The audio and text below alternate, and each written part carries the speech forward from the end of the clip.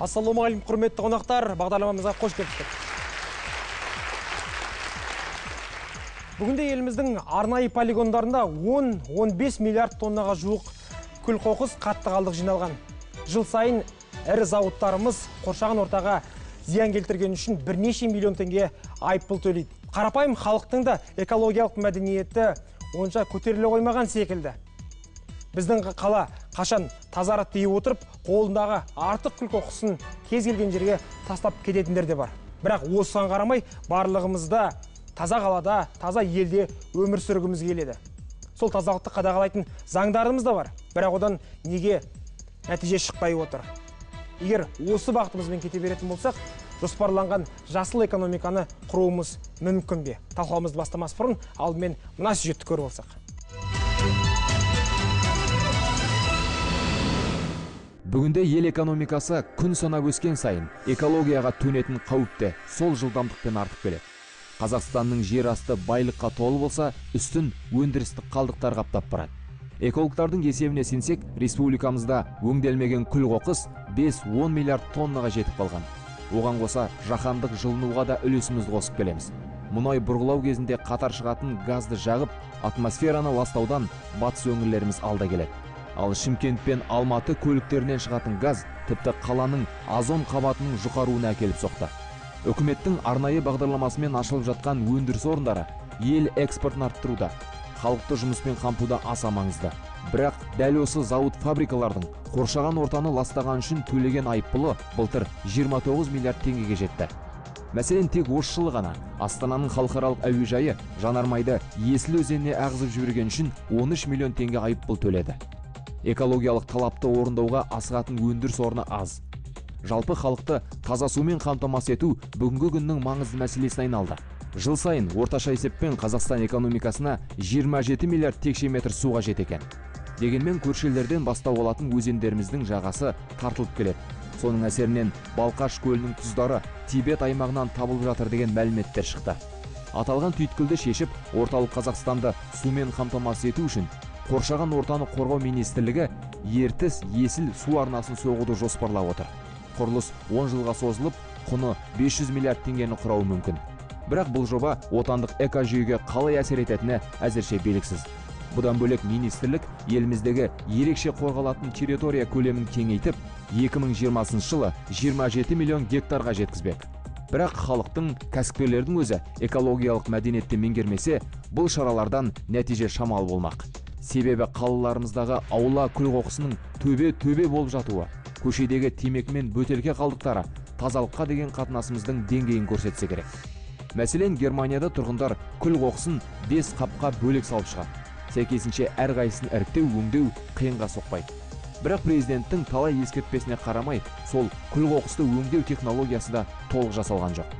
Ірі шаһарларымыздың маңындағы зауыттар қалдықты тек нығыздап, жерге көмуді жақсы меңгерген. Одан әрге барар емес. Елбасы экономиканың экологиялық тұстарын ұмытпауды, жасыл экономика құруды тапсырғаны қашан. Бірақ айқын нәтиже әлі көрінбей тұр. Ендеше ауасы таза, суы тұнық, көшесі қалдықсыз елді құрудың тиімді жолы қандай болмақ?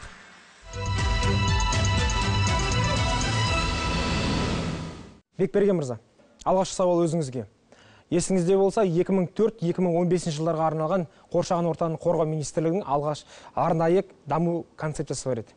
Бұдан бөлек министрлік кейінде бірнеше құжаттарға қабылдады. Егер сол құжаттарды қарап оқысаңыз, кейінгі есептерді тыңдасаңыз, онда 2013 жылы Қазақстан жап-жасыл экологиялық таза мемлекетке айналу керек еді.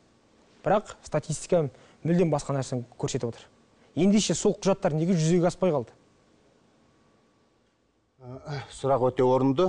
Егерде бастамасынан бастайтын болсақ, 2003 жылы осы экологиялық проблемалар ұлттық экологиялық проблемаларға айналғаны елге мәлім.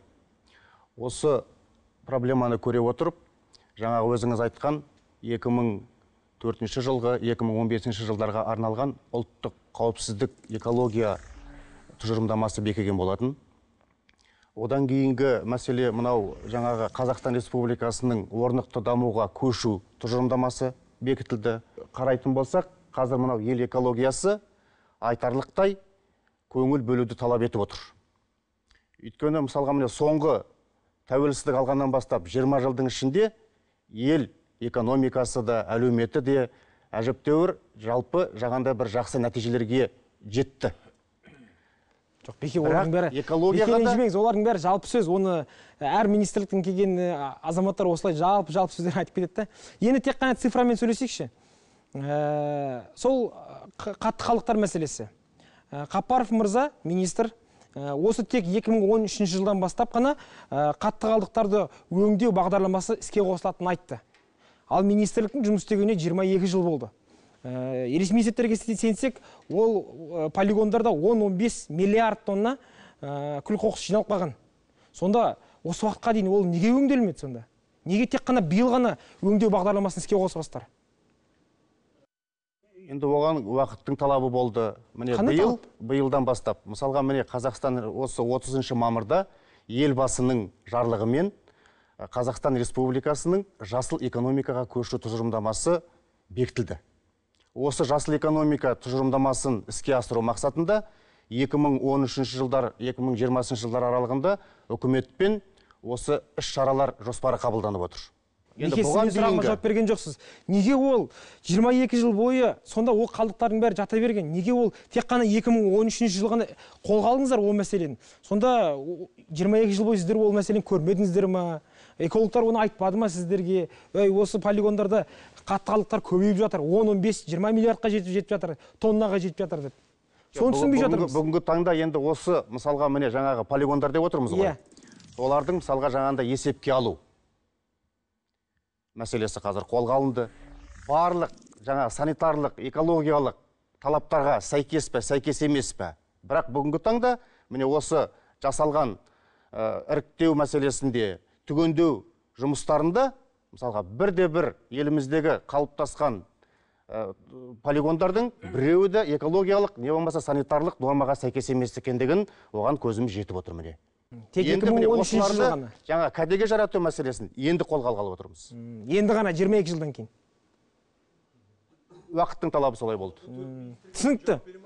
Рахмет енді. Мейлі. Мына жаңа айтып отырсыздар ғой, 22 жыл қарамай, енді биылдан бастап қарап отырсыздар деп. Ондай сауалға кішкене мен бір жағынан келіспейтін жөндігім бар. Неге? Неге? Мысалы 2007 жылдан бастап экологиялық кодекс өз күшіне енді, елбасымыздың қол қойғанымен. Сол 2007 жылдан бастап осы уақытқа дейінгі қазіргі таңда да тұрмыстық қатты қалдықпен екі мекеме жұмыс жасайды. Мысалы былай қарайық, күл-қоқыс зауытын салған адам ол зауытына ғана жауап береді. Жергілікті әкімшілік және оның мекемелері сол күл-қоқысты тасиды. Бүгінгі күні біздің министрліктің қойып отырған талабы осы зауыттың мекеменде жұмыс істеп отырған адам, жұмыс істеп отырған кәсіпорын, ол сол мұқым күл-қоқысқа полностью жауап беру керек. Мысалы, былай қарасаңыздар, міне неге Алматыда зауытымыз істемей жатыр? Неге бүгінгі күні Астана қаласында зауыт міне бәлең алып келе жатыр? Өйткені күл-қоқысты алатын кісі, жинайтын кісі әкімшілік. Мен ана зауытқа бермеймін. Мен анаған беремін. Жоқ, түсінікті. Бұл жерде сіздер барлық жауапкершілікті жергілікті әкімшіліктерге арта саласыздар. Жоқ, мен мына жерде негізгі тазалық ол сіздердің міндеттеріңіз ғой. Міне қараңыз, басымыз ауырып, балтырымыз сыздаса, мысалы тісім ауырса, мен хирургқа бармаймын ғой. Сол секілді, бүгінгі күні жергілікті орында екі эколог бар.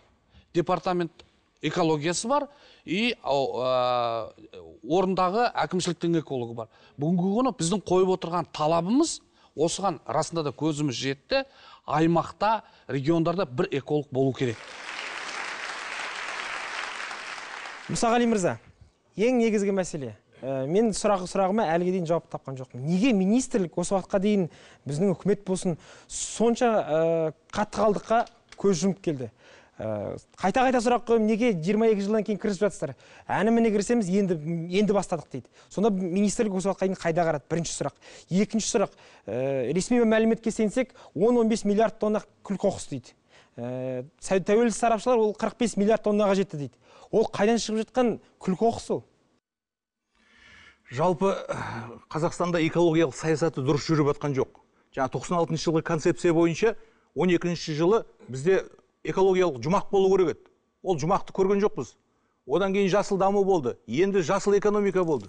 Былайша қараған кезде терминдердің өзі жаңағы инфляция терминов дейді ғой.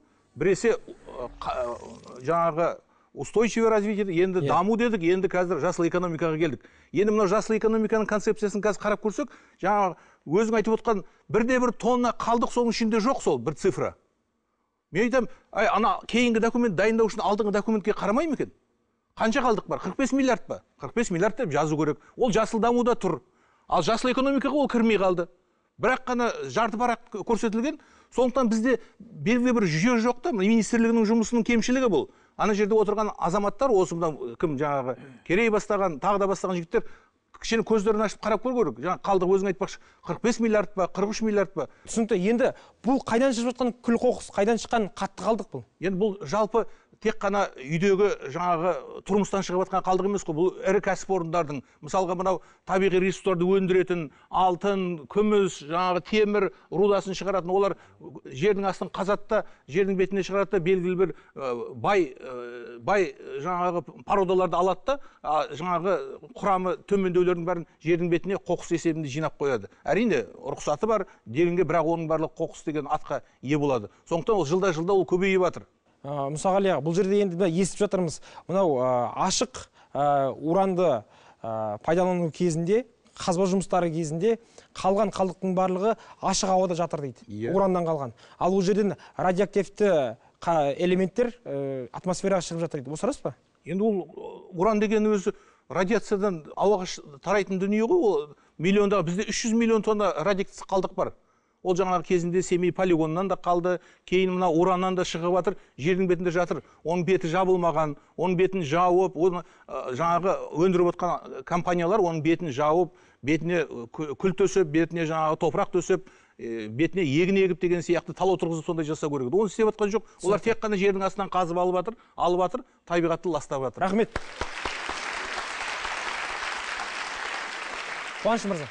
Осы қатты қалдықтар мәселесі бүгінгі күнде Қазақстанның негізгі түйткіліне айналды десек артық емес. Мәселен, тек қана Испаткармет пен Қазақмыс компаниялары Қарағанды облысында 350 күл қоқыс полигонын құрыпты осы уақытқа дейін. Ал Екібастұз ГРЭС-нің маңында 1,5 миллиард тонна қалдық бар екен Екібастұздың. Ал Маңғыстау атом станциясынан шыққан қалдық сулар бүгінде Каспий теңізіне жақындап қалды дейді. Осы жағдайды өзгертуге бола ма? Жалпы мен айтқан боларым, жаңа айтып жатсыздар ғой, жаңағы экология министрлігі, қоршаған ортаны қорғау министрлігі жұмыс істемей жатыр, 22 жылдан бері не істеп жатыр деп.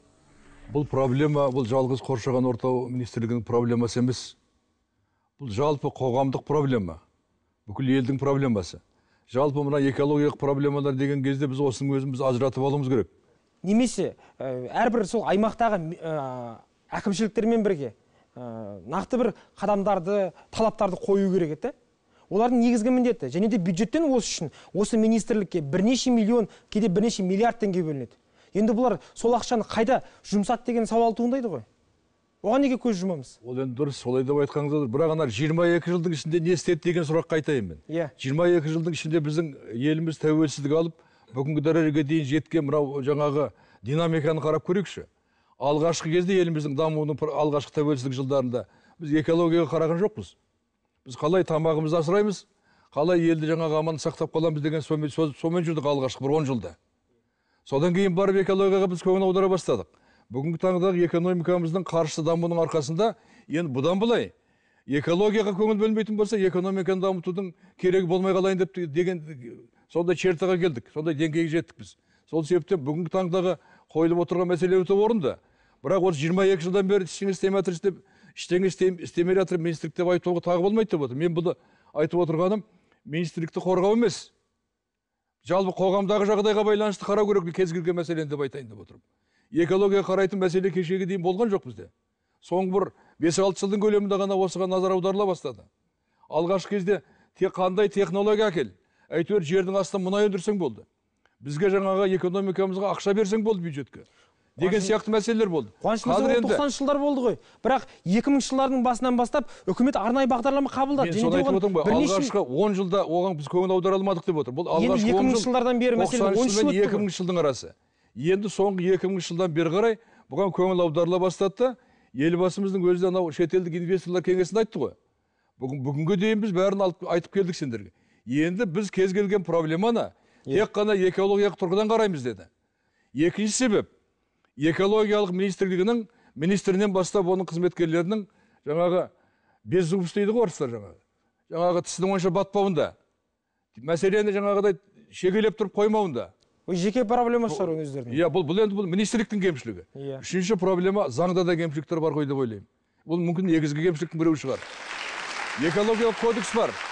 Экологиялық кодекс бар. Бірақ экологиялық кодексте соны бұзған азаматтарға деген жауапкершілік бізде өз дәресінде емес. Бақытжан мырза, бүгін енді қоршаған ортаны қорғау министрлігі қол қусырып отыр деп айта алмаймыз. Иә?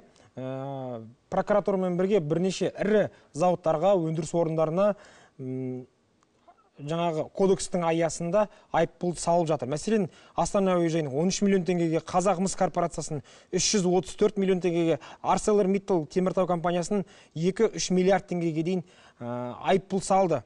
Бірақ енді бұл компанияларға жаңа Қуаныш ағамыз айтпақшы, сол айыппұл төлей салу оп-оңай. Неге? Өйткені олардың жылдық бюджеті бірнеше миллиард долларға дейін жетіп жатыр. Бәлкім енді әрекет ету, қадамдарды, талаптарды мүлдем басқаша жасауға қажет шығар. Қоршаған ортаға келтірілген шығынды, мысалы, толығымен экономикалық тұрғыда бағалау, және сол келтірілген шығынды, мысалы, өтеу, мемлекеттің пайдасына өтеу, өте қиын шаруа. Ол дамыған мемлекеттердің өздері сонымен арпалысып, соны соңына дейін жете алмай жүр. Бізде, мысалы, сіз айтып отқандай, ағамызды айтып отқандай, айыппұлды төлеу оңай. Мысалы, шет мемлекеттердің практикасын алатын болсақ, айыппұл өндіруде ол екі жаңағы әдіс арқылы жүзеге асырады. Біріншісі ол жаңағы пайда факторы, екіншісі жаңағы бұл ауырлық факторы. Пайда факторы арқылы бұл экологиялық талаптарды бұзған компания, экологиялық талаптарды сақтайтын компанияға қарағанда, неғұрлым оның жағдайы сәл кішкене тиімсіз болу керек. Яғни экологиялық айыппұлдың ішінде біз оның экологиялық талаптарды сақтамайтын компанияның жаңағы жағдайын нашарлатуымыз керекпіз.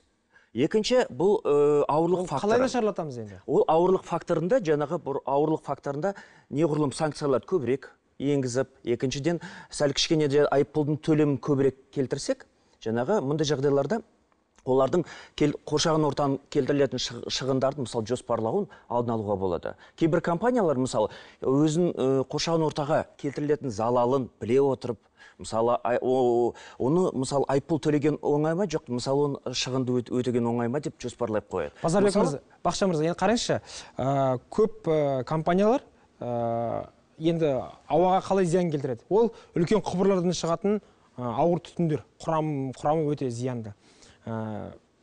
Экологиялық талаптар бойынша ол жерде фильтрлер болу керек, арнайы фильтрлер. Олар 24 сағат бойы жұмыс істеу керек. Осы талапты, фильтрлерді біздің еліміздегі барлық зауыттар, ірі өндіріс орындары қойып жатыр деп айта аламыз ба? Енді оны былай айтқанда ешкім ондай сұраққа жауап бере алмайды. Не себепті? Себебі экологиялық кодекстің өзінде жаңа технологияларды енгізу бұл әрбір компанияның ісі, жұмысы. Бірақ та жаңа технологияларды енгізген компания неғұрлым ынталандыру шараларына ынталандыру жаңағы бір тетіктеріне ие болады. Мысалы, шет мемлекеттерді алатын болсақ, шет мемлекеттерде жаңа экологиялық таза жанар жағармай шығарған компаниялар неғұрлым басқа ынталандыру шараларына ие болады мемлекет тарапынан. Мысалы, субсидияға ие болады, несиеге ие болады. Түсінікті, бірақ енді қарайшы, бұл жерде сонда біздің қоршаған ортаны қорғау министрлігі экологиялық инспекциялар жасай алмай ма сонда? Жоқ, оны жасай алады. Мәселе басқада. Кәсіпорындар кейбір кезде өндірістік экологиялық бақылауға жұмсаған қаражатты толығына игермейді, немесе үнемдейді. Қоршаған ортаға келтірілетін шығындарды кішкене қысқартады. Жоқ, енді Бақытжан мырза, оның бәрі анық қой енді. Енді бизнесменнің көзімен қарайық.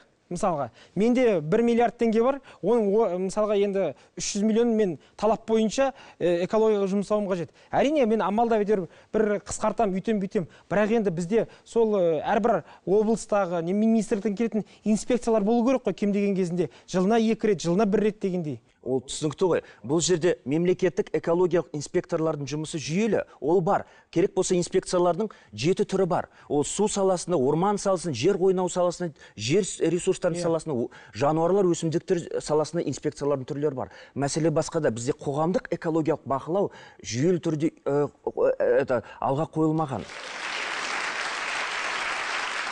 Бізде бүгінде жеке адамды айыппұлға тарту жеңіл, ірі кәсіпорынды тартуда. Мысалға, осы бүгінгі басымызға түскен нәрсені Астананың ТЭЦ июль айында қаланың бәрін күлге батырды.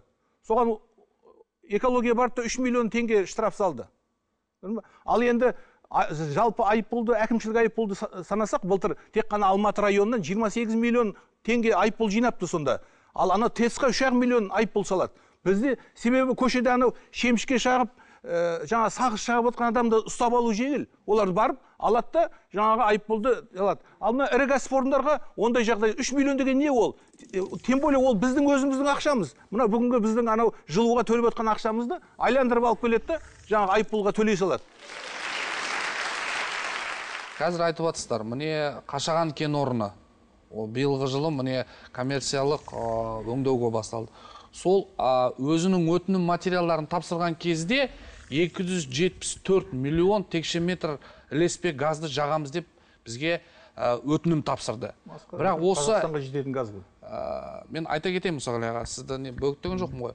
Сол біз ол мекемеге, сол кен орнына Норд-Каспиан оперейтингке озық технологияларды қолдана отырып 2014-2015 жылға 134 миллион текше метр ілеспе газ жағуды рұқсатын бердік. Ол тоже игі іс деп санауға болады. Одан кейін былай қарай Маңғыстау облысына былай баратын болсақ, Маңғыстау мұнай газ өзінің балансында 96 жылдан бастап Маңғыстау мұнай газда 120 мың тонна мұнай қалдықтары болған. 2013 жылы осы озық технологияларды қолдана келе 40 мың тонна мұнай қалдықтарын олар өңдеп, одан мұнайын шығарып, сол мұнай қалдықтардан шыққан құмды қайтадан асфальт жолдарын салуға, қолдануға мәжбүр еткіздік.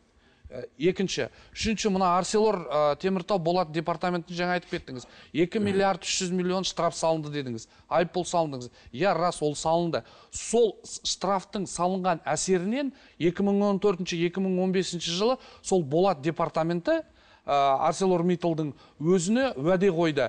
33 мың тоннаға дейін железооксид дейміз, феррум 2-3, соны азайту үшін. Медет мырза, енді қараңызшы, бұл жерде мынадай бір тағы да мәселе шығады. Сол ArcelorMittal болсын, басқа компаниялар болсын, бір таңғаларлығы осы айыппұлдарды жыл сайын төлейді. 2 жылда бір төлейді, жиі төлейді, былайша айтқан кезінде. Яғни олар талаптар, оларға айыппұл төлей салу тиімді тұр ғой. Жаңа технологияны енгізуге қараған кезінде. Болат департаменті сондай іспен айналысады, сол ArcelorMittal'дың, Lakshmi Mittal'дың тағы бір зауыты. Бізде Теміртау қаласына 330 мың тонна ауаға шығарылатын болса, сол Польшада 450 мың тонна.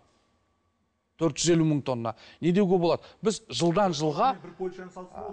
Ағасы, мен жауап берейін до конца. Ол бүкіл Польша бойынша ма, жоқ әлде бір өндіріс орны бойынша? Сол қалада тұр. Сол Прага, ненің четте, Чехияның четте бір Прагада Подольск деген бір қалашмақ бар, сонда. Ал енді екінші қарайтын болсақ, Өскемен қаласын қарайық. Мен Өскемен қаласының тумасымын. 2004 жылы Өскемен қаласына шығарылатын улы заттар 110 мың тонна болатұғын. Бүгінгі 2012 жылғы статистикаға байланысты 64 мың тонна болды. Менің деректерімді әрбір адамға тексеруге болды. Ол статистикалық да есептер менің есебім емес. Жұмаш мырза, енді бүгінгі күнде өзіңіз білесіздер, негізгі Қазақстанның проблемасы ол су мәселесі. 70-71% бүгінде өкінішке орай шөл және шөлейт жерлерге айналып барады. Орман жерлеріміз бар болғаны 4% ғана жетті. Осындайда енді су мәселесі негізгі проблемамызға айналды. және де алдағы уақытта сол су тапшылығын көруі мүмкін деген аймақтың бірі, қаланың бірі ол Астана болмақ. Министр Қапаров жақында осы проблеманы шешу үшін Ертіс Есіл жаңа су арнасын ашуға жетті. Оның құны 500 миллиард теңге болмақ, және де құрылыс уақыты 10 жылға созылады. 340 километр. Бұл проблеманы шеше ме? Бірінші мәселе, бірінші сұрағымыз. Екінші мәселе, егер бұл су арнасы салынатын болса, оған Ертістің өзінің суы жете ме? Өйткені Ертіс Қарағанды деген тағы бір су арнамыз бар. Ертістің бастауы біздің шекарамызда емес. Ол Қытайдан келетін су. Сондықтан да Қытайдың өзінің гидротехникалық қондырғылары көп. Осы 2020 жылға дейін бұлар 10 қара ертіс дейді, сол бастаған қара ертісті Қытай бұрып жатыр, оның 10% алып қою мүмкін. Одан кейін біздің өзіміздің су электростанцияларымыз бар. Бұқтарма, Шүлба, олар да суды ұстайды, Зайсанға келген кезде, Зайсаннан барып шығады. Сондықтан да ол біздің Қазақстанның өз бетімен шешетін мәселесі емес. Ол енді халықаралық деңгейде шешілу керек. Сосын біздің енді трансшекаралық өзендерге, су объектілеріне деген көзқарасымыз кішкене заманның бүгінгі объективтік жағдайға сай емес сияқты. Екінші жағынан оның қоршаған ортаға келтіретін әсерін анықтау үшін экологиялық, тәуелсіз, мүмкін халықаралық сараптама керек. Онсыз ол мәселені қоюға да болмайды. Рахмет. Қуаныш мырза, енді егер шынында бұл қалай айтсақ, енді ғасыр жобасы болмаса да ең үлкен жобалардың бірі болмақ. Себебі тек қана су арнаның өзінің құрылысы 10 жылда алуы мүмкін. Арнайы заң жобасы да шығуы мүмкін. Осы аталған су арнасына қатысты. Сіздің комитеттеріңізге келетіні анық. Олай болатын болса, сенатқа келетін болса. Қолдайсыздар ма мұндай жобаны? Жаңа әріптесіміз айтты ғой, өте мен соған қосыламын. Бұл бір министр айтты екен деп, оның төңірегінде әңгіме қозғаудың қажеті жоқ, оны терең зерттеу керек. Әрине, бірақ Қытай бізбен келіспей-ақ өздері қар ертісі бұрып, ар жағында ғана өзінің шөл даласын суландырып жатыр енді. Мына Іле өзенінде тағдыры соған барып жатыр мысалы. Сол себептен бұл мәселе өте қиын мәселе. Мына Сырдария өзенінің мәселесі бар. Мысалы, Сырдария өзенінің мәселесі бойынша біздің елбасымыздың ұсынысы болған Орталық Азия мемлекеттерінің су энергетикалық консорциумын құру деген. Кеңес үкіметінің кезінде Сырдария өзені мынау егін шаруашылығына байланысты көктемде, қыстай, күзде су жинап, көктемде су беріп, Орталық Азия мемлекеттерімен біздің оңтүстік Қазақстан, мынау Қызылорда облысын суландырып отырған. Ал енді жеке әрқайсымыз мемлекет болып кеткеннен кейін, оларды түсінуіміз керек, оларға бюджетке ақша керек. Олар басқаша істеп қадыр қыс айларында су жіберіп, энергия есебінде сатып оны, бюджеттен ақша түсіріп, жаз айларында беретін суды барынша азайтып отыр. Бұл да үлкен проблема. Мен даже осы жерде тағы бір проблема айтар едім. Бұл жерде тағы да үкіметке сынауға тура келеді. Осында қиын қыстау кезеңде Балқаштың өзі сарқылып бара жатқан кезеңде, суының өзі, оның бер жағында еліміз жасыл энергетикаға ауысып жатқан кезде, жаңартылған энергия көздерін ашамыз, судың, желдің энергиясын пайдаланамыз деп алдымызға мақсат қойып жатырмыз ғой. Мысалы 2050 жылға дейін елдің энергетикасының 50%-ын жаңартылған энергия көздері беру керек. Соған байланысты ары қарай мына Жамбыл ГРЭС деген ГРЭС бар, оның жартысынан көп 70% қуаты пайдаланбай жатыр. Соны толық пайдаланбай жатып, Балқаш ТЭЦ-ін саламыз деп жатыр. Теплоэлектростанциясын. Шешім шығып қойды оған. Ол енді шешім шыққанмен әлі экологиялық экспертиза жасалынған жоқ. Мына қараңыз бұл қызық жерін. Экология министрлігі экспертиза берген жоқ. Ал есеп көрсетеді, Екібастұздың көмірін тасиды екенбіз. 4000 тонна көмір керек екен жылына. Бір күнде 11000 тонна көмір тасылады екен. Ол 200 вагон. Ол 5 состав дегенсіз. Күніге жаңағы Екібастұз бен Қарағандының арасында 5 состав келеді екен көмірменен. Одан 1,9 миллион тонна күл шығады екен. Ол күлдің бәрі Балқашқа барады. Ол күлдің бәрі Балқаштың төңірегінде 30-40 километр жерде барып жиналады екен. Ал жаңа көмір тасығанда да шаң шығады, көмірдің шаңы, күлдің шаңы само собой шығады өз алдына. сонымен жаңағы іле өзенінің өзі тартылып бара жатыр, Қытай алып жатыр бір жағын. Өзі тартылып бара жатқан судың беті күлмен қапталады да балқашты жоғалтып алуымыз мүмкін. Міне экологиялық проблеманың ең үлкені бүгінгі таңда осы болып тұр. Рахмет. Аталған жобаға қоршаған ортаны қорғау министрлігінің қандай бағасы бар? Шындап та бұл жоба бізге бір рет келген. Сараптамаға, сол сараптамаға біраз қағаздар жеткіліксіздіктен болмағандықтан біз қайтарып тастадық. Бірақ экологиялық мына осы министрліктің атынан кәміл айтуға болады, что мына жоба экологиялық стандарттарға сай жоба болады. Әлі экологиялық сараптамада... Қуаныш ағамыз айтқан аргументтердің бәрі ол сіздерге жеткіліксіз бе сонда? Ол аргументтердің бәрін осы Қуаныш ағамыздың комитетіне барып өзіміз баяндағанбыз. Расында да 1.800.000 тонна күлдер болады. Арасында да Екібастұз ГРЭС-нан көмір тасылады, жылына 4 миллион тонна. Біріншіден. Екіншіден осы комитет төрағасымен өзім бірге сол Польша, Чехияларды барып аралап, озық технологияларды көріп жатырмыз. Мысалы, сізге айтайын, мен 600 мың мегаватт электроэнергия табылады сол Балқаш ТЭС-нан. Өскемен қаласының ТЭС-ін қарасақ, 156 мың мегаватт. Оның ауаға шығарындатын залалы 15 мың тонна жылына. Ал мына 600 мың мегаваттық теплоэлектростанция жылына бүгінгі күні біздің проектта, біздің жобада сұрап отыр 21 мың тонна.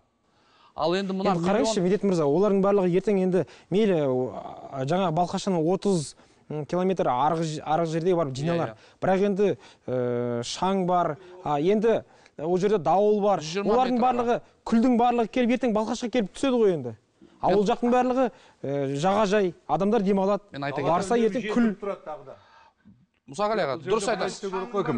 Министрлік деген біз позициясын біз түсінбейміз ау. Экология экспертиза жоқ. Ол бәрі нормально дұрыс дейді мысалы. Қалай дұрыс болады экология экспертиза болмаса?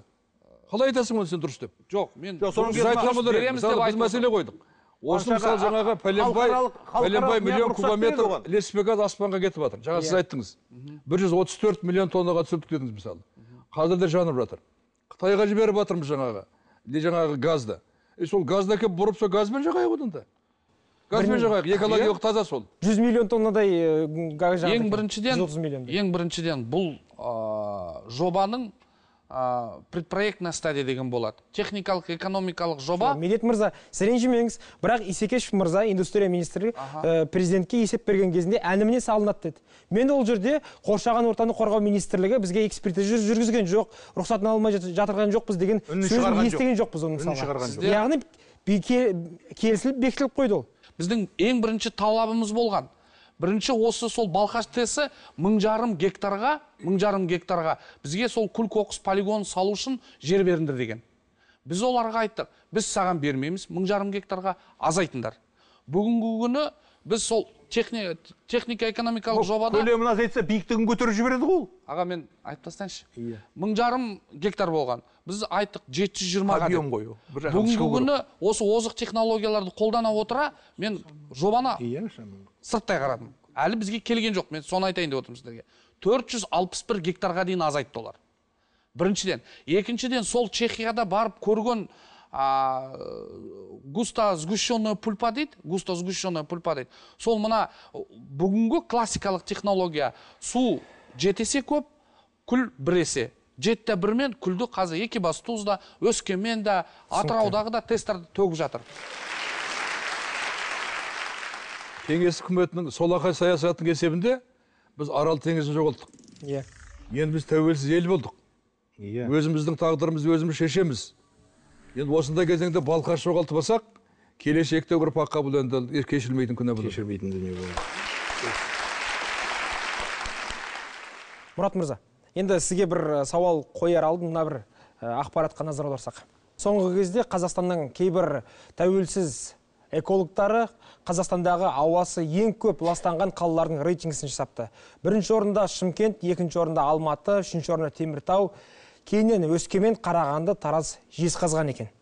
Ол жерде енді әрине бірнеше талап бойынша зерттеген, ол ауадағы күкірт, көмірқышқыл газы, формальдегид және фенол бойынша. Тіпті мынау енді Шымкент, Өскемен, Алматы қалаларында осы қауіпті газдардың ықпалынан, зиянынан озон қабатта тезіліп бара жатыр дейді.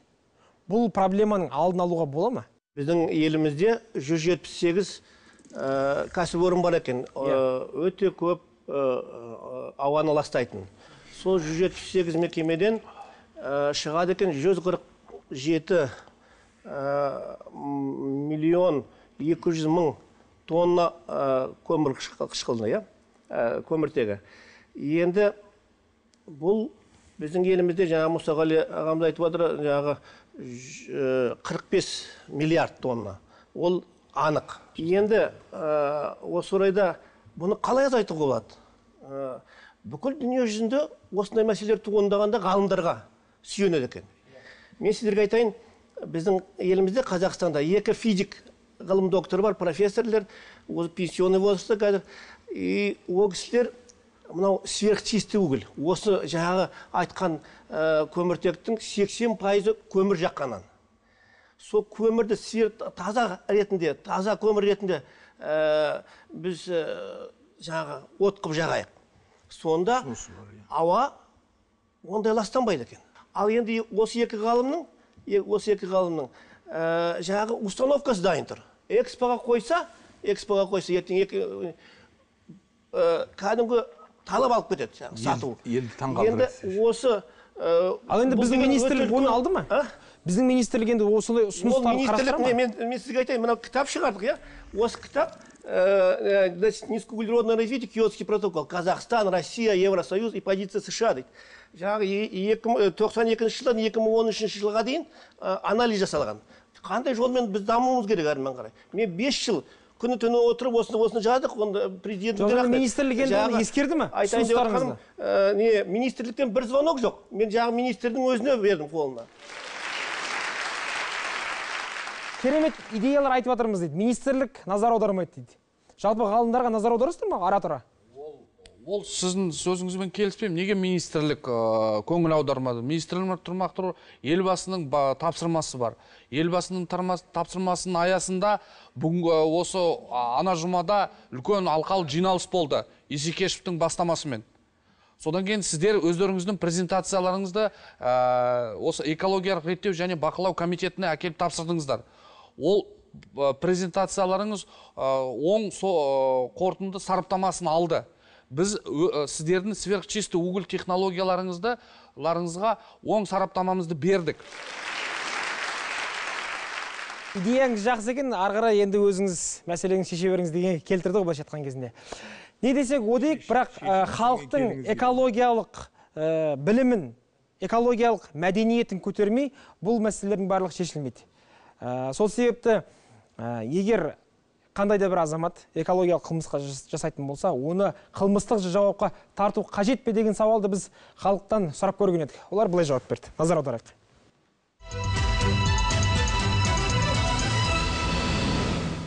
Сәлеметсіз бе? Сәлеметсіз. Мынау қоршаған ортамыздың ластаған адамдарға қандай жаза қолдану керек деп ойлайсыз? Штраф. И карточкаға түсіріп, барлығы көрсін. Солай жаза қою керек. Басқа қалай? Несін айыппұл мөлшерін көбейтсе, или неге жаңағы тергеуге тартса, адамның сана сезіміне байланысты ғой енді. Фотоларын іліп қою керек шығар. Борлардың фотоларын іліп жатыр ғой автобусқа, сол сияқты. Ол қоғамды құрметтемеген адамдарға сондай жаза керек шығар. Жоқ, түрмеге отырғызу болмайды енді. Бір тиын тебеннің өзі табу қиын ғой қазір, маңдай тер. Сол маңдай терінен кішкене төлесін.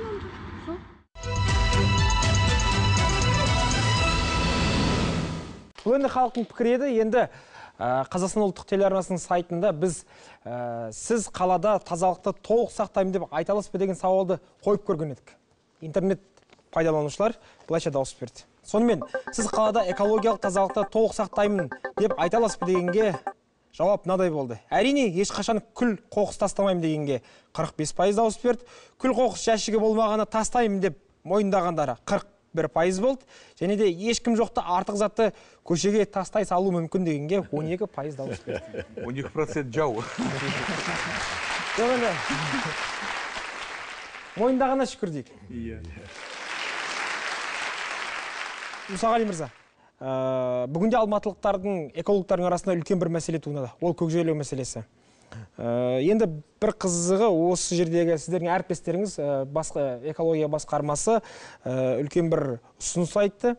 Алматының түбінде Шымбұлақ, Ақбұлақ шипажайларына қарамастан көкжайлауды салуға жетеді. Егер біз сол жердегі Алматы маңындағы ұлттық парктың 27 гектар жеріндегі қайың, аққайың, шырша, қарағайды қырып тастап, орнына жаңа шипажай салатын болсақ, ол жерге біз бірнеше жылдың ішінде Алматы қаласының бюджеті шетелдік туристерден келетін қаржыға, туристердің есебінен қарқ болып қалады. Сондықтан біз байып кетеміз дегендей ұсыныс айтты.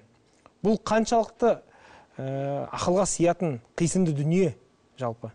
Бұл ақылға сиятын дүние емес. Мен жалпы бірінші күннен бастап бұған қарсы болдым. Себебі керемет, жаңағы сорпасы бұзылмаған бір керемет табиғатты барып, жаңағы қиып тастап, ойып тастап, орнына зәулім үйлерді салу, ол дұрыс емес. Кезінде өзі Астанамыздың өзін Алматыдан Астанаға көшірген кезде сол жердегі табиғатының өзіне зиян келтірмес үшін деген сондай үлкен саясат болған елбасында. Сондықтан қазір оның бәрін бір ірі кәсіпорындарды салып, меніңше соны салайын деп отқан жігіттерді оны пайдаланайын деп отқан жоқ. Оны ертең салатты сол күні-ақ сатып жібереді.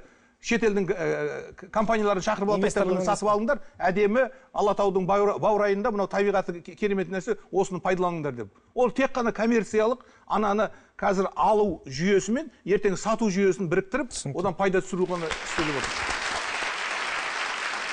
Медет мырза, осыған қатысты енді барлығы да Қапаров мырзаның пікіріне құлақ тұрды.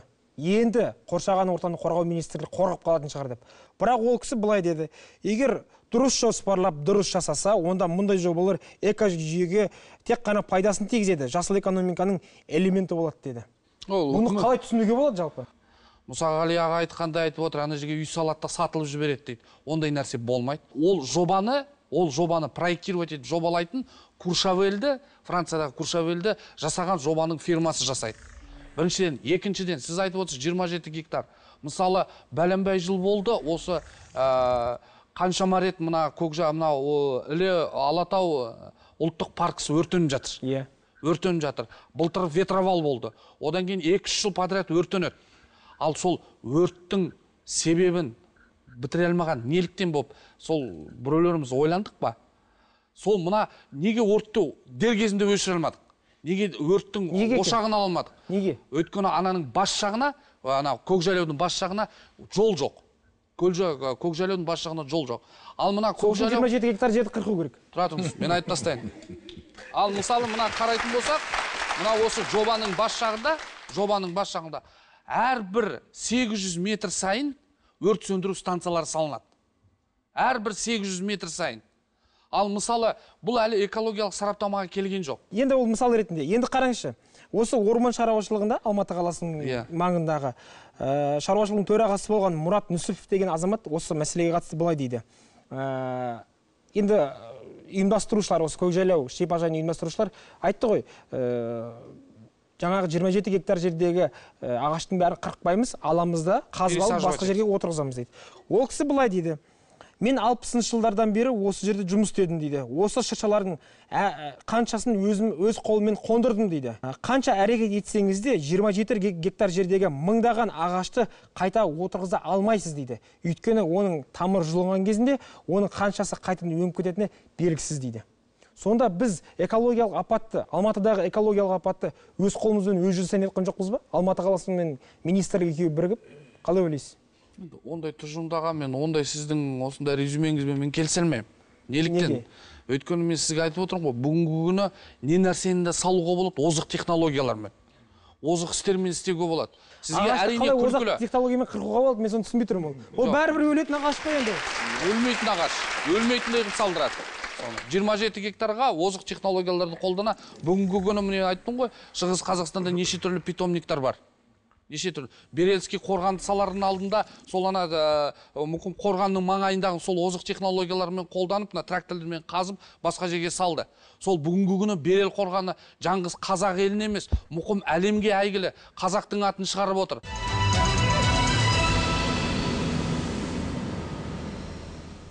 Қойнауы байлыққа толған шартарап қазақтың кең жерінде әлі талай зауыт фабрика салынбақ. Себебі бұл экономиканың негізі, жұмыстың өзегі.